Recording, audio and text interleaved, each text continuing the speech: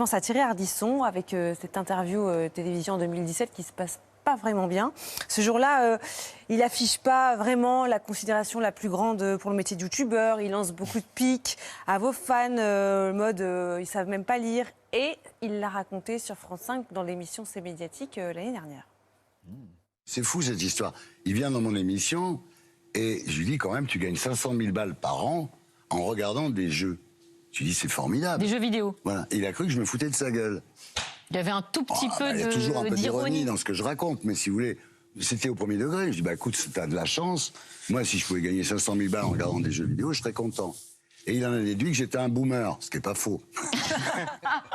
Vous en avez déduit que c'était un boomer. Vous en avez discuté en réalité après cette émission avec vos amis, votre communauté. Et vous vous êtes dit, peut-être que ça vient du vieux média, de la télé, d'une peur aussi peut-être de la télé d'être concurrencé. le remplacer, ouais.